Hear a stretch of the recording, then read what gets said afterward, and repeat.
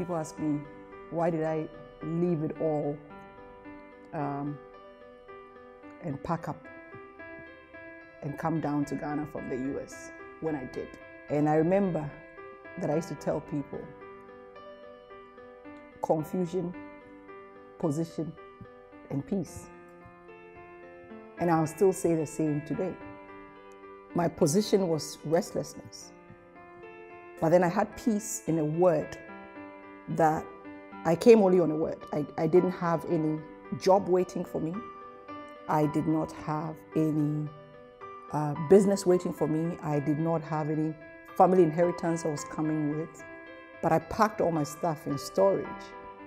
And literally, I had $40 to my name.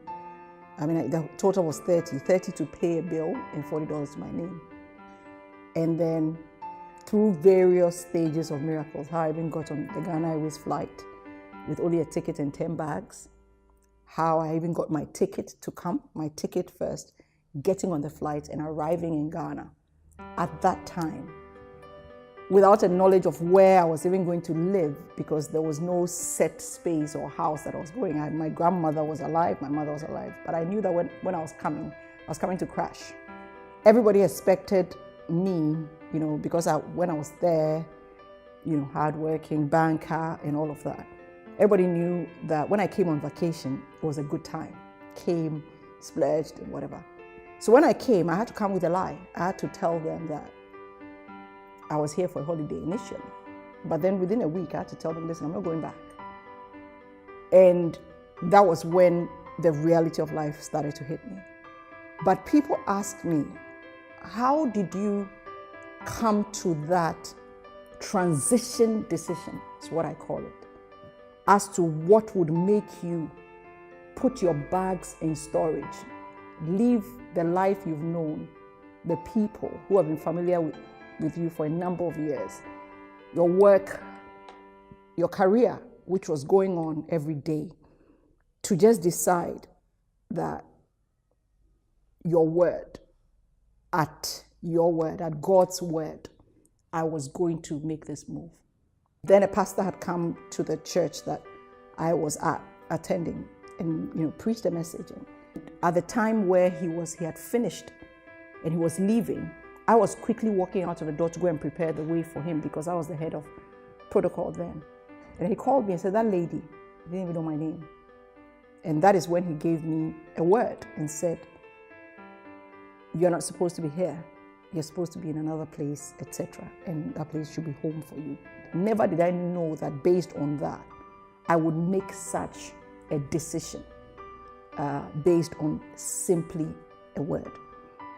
But everybody comes to that decision point, whether they're out in the diaspora and coming home, whether they're living home with parents and they're ready to move out, whether they are ready to take on a new journey in their relationships, whether they're ready to take very difficult decisions in business. I have come to many decision points, which I call transition decisions. But one key part is that in every state of confusion and every place of position, there would be an aspect of peace. Why do I say that? There are a lot of people who, based on my transition decision, also did what I did, came down, left.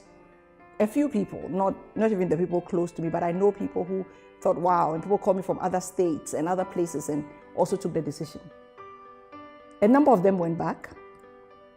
A lot of them could not survive because I did not come in, like I said, some people come in and they have a job.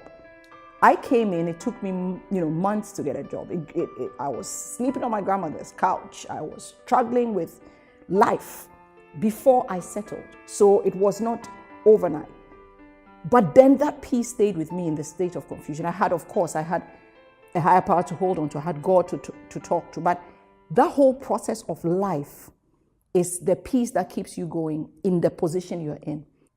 When you are confused as to making the decision, identify a connection between the position of restlessness that you are at. Because whenever you're trying to move, you're restless. It doesn't matter what situation is. And between the restlessness and a conversation or a word or a discussion or an engagement, sometimes you even meet somebody on the street you don't know and would say something that would hit you, and it connects with a place of peace. So my message to anyone who is looking at any transition is find your own connection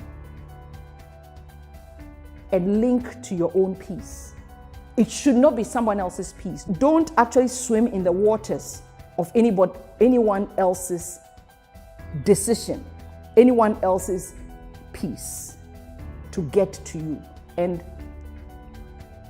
most importantly, the desire must be yours and no one else's.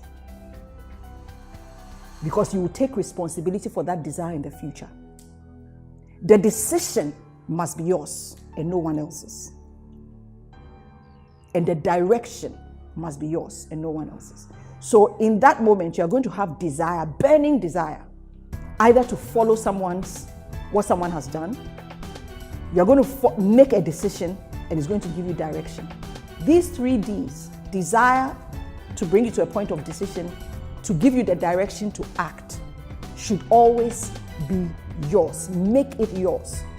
Too many people have duplicated others' desire, decisions, and directions, and they find out sometimes too late in the day that they were swimming in somebody else's ocean, so they didn't reach their destination.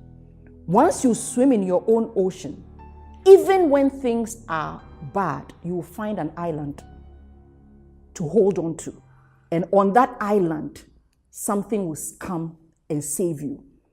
But when you start swimming in somebody else's ocean, you would find that in that place, the further you look, you will not see a destination. That's why a lot of people turn back around and go back to where that original decision, and go back and they don't know what next step. So in life, in love, in business, your transition decision must be made yours, from originating your desire, taking your decision, and directing your action. It must be yours. And no matter how much the confusion starts with, always find a position that would connect to the word, and then a link that will connect to your future.